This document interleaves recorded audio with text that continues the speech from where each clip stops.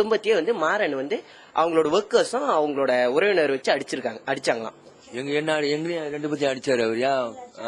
ஏன் சொல்லாம போனா வெளியே போனீங்க? நானும் அவர் 2 பூண்டி போய் அடி வாங்கிருக்கேன் அவர்கிட்ட அடி வாங்கிருக்கேன். இவங்க வீட்டுக்கார வெளியாயிட்டாரு என்ன அடிச்சாங்க.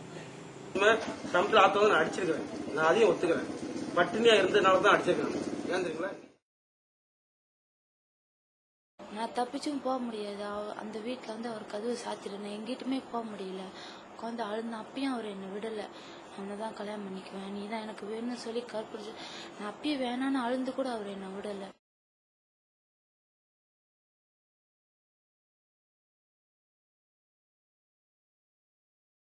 பாருங்க, எல்லாத்தையும் போட்டு பாருங்க. இவ்வளவு பணம் நான் போட்டு வச்சிருக்கேன் பாருங்க. நான் அங்க இருந்த கட்டி எடுத்து வந்த கடமை அந்த குடும்பத்தார நீங்க கேட்கலாம். குடும்பமே கடனாளி ஆகிறாங்களா? அதான் நீங்க அவங்க கேட்கலாம். ஏன்னா நம்ம வந்து அங்க கட்டம் கட்டி கொண்டு வந்தவங்க. அதெல்லாம் எதுவுமே இல்லைங்க. எல்லாம் எதுவுமே இல்லை. என் பிள்ளைங்க என் கூட தான் இருக்காங்க, என் கூட தான் வேலைக்கு வராங்க. எதுவுமே இல்லை. அவங்க சண்டை போட்டு தான் மருந்து குடிச்சிட்டாங்க. ஆமா. இல்ல இல்ல இல்ல இல்ல இல்ல இல்ல இல்ல நான் நேரா வச்சு கேட்டுமே கொண்டதுக்கு எல்லாத்துக்கும் இல்ல நீர்ச்சி நெசமா. அவரு 2 பேரும் இஷ்டப்பட்டு காதல் பண்ணாங்க. அப்புறம் நாங்க கட்டி வைக்கிறோம். வைக்கலையே. அதுக்குள்ளேயே இவங்களுக்குள்ள என்னமோ தகராறு வந்து மருந்து குடிச்சிட்டோம். நானு இவ்வளவு நேரம் சொல்றேன், நீங்க ரெஃபர் பண்ணிட்டு இருக்கீங்க. நான் அதையும் சொல்றேன். அதாவது இங்க பாருங்க, இன்றைக்கு அந்த பிள்ளை யாரு கச்சேரியில இருக்குது? அவங்க கச்சேரியில இருக்குது. என் பக்கம் இருந்திருந்தா முதலாளி குடும்பம் பண்ணி தான் மிரட்டி வச்சிருக்காருன்னு அரசாங்கம் தெரிஞ்சவனும். அவங்க பக்கம் இருக்கும்போது அவங்களே ஒரு அப்பாவை காட்ட சொல்லுங்க.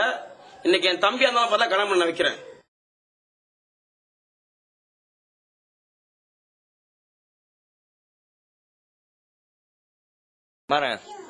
சரவணாவை அவர் அடிச்சு கையெல்லாம் வெட்டி காடியெல்லாம் வெட்டி உதவி பண்ண வந்தீங்களா? எதுக்கு வந்தீங்க, நீங்க யாருன்னு கேட்டாங்க. கேட்காக நாங்க பதில் சொல்லாம எங்களை அடிச்சுக்கிட்டே தான் இருந்தாங்க. உங்க கையில கிடைக்கிறது அடிப்பீங்களா இல்லையா? உங்களை நீங்க தான் காப்பாத்திக்கணும். நான் அதான் செஞ்சேன். என் பணம் கொஞ்சம் எழுதுங்களா, எக்கச்சம் பணம் நான் போட்டுருந்தீங்களா? சரவணன் வந்தாரு. அவரு வந்ததுனால தாங்க இவ்வளவு பிரச்சனையா வந்துச்சு. பிரச்சனை வந்ததே அவர் வந்ததுனால. அவங்கள கடத்தி கொண்டு போறதுக்கு பிளான் போட்டிருக்காரு சரவணன். ஆவடியார் விட்ட தேவைப்படுத்தா கொண்டைக்காரன் தப்பு, கொண்டைக்காரன் தப்புன்றாங்களே. கொண்டைக்காரனா தப்பு பண்றான். கொண்டைக்காரன் ஜெயிலு மேல அடைச்சிருக்கானா, இல்ல உங்களுக்கு சாப்பாடு கூட வச்சிருக்கானா, 2வது பிள்ளைங்க படிக்காம இருக்கா, 3வது 4வது உங்க பிள்ளைங்க துணி கட்டாம இருக்கா, இல்ல பிச்சை எடுக்கிறீங்க, என்ன தடுக்கிறீங்க? ஒண்ணுமே எடுக்கல.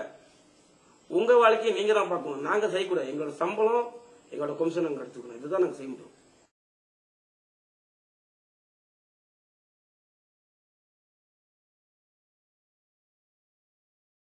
அரசாங்கம் நினைக்குது நாங்க தவறு பண்றோன்னு.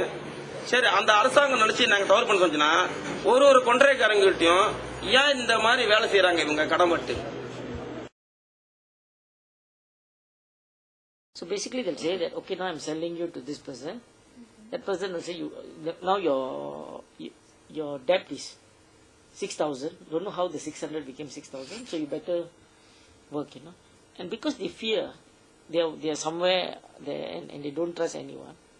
They have security guards in motorbikes circling the areas. They say one family who attempted to run away was subsequently caught at the bus station, Bahau bus station. They were brought next day back, beaten up, patched up. The person was bleeding when he went to work, basically to show the others what can happen.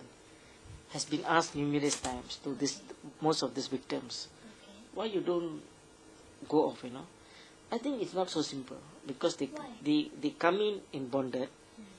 During the place there, they see security guard, they get assaulted, they get whacked. And this happens regularly, time and again. And they think everybody else is an informer. Your neighbor, this one, the grocery shops where you buy, the bus which will take you out. Every corner is that fear.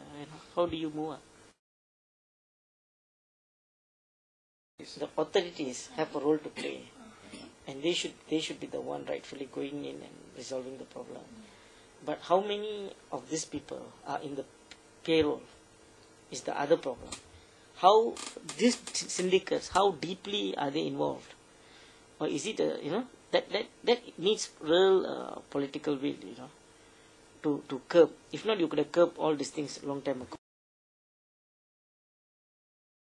People should stand up for their rights. People should stand up for their rights and fight. And people are under so much of fear. எல்லாரும் பயப்படுறாங்க, ஏன்னா பேசுறதுக்கு வந்து பயப்படுறாங்க, அரசாங்கத்தை வந்து கேட்கறதுக்கு வந்து பயப்படுறாங்க. So people should shed their fear mentality, come out of the fear and start speaking up. If you speak legitimately, you have nothing to fear. Okay, we have to fight. Because we are not fighting. One of the reasons why this is happening to Indians is because the Indians are not fighting. Okay, and in a very serious issue like this, near slavery, sex slave,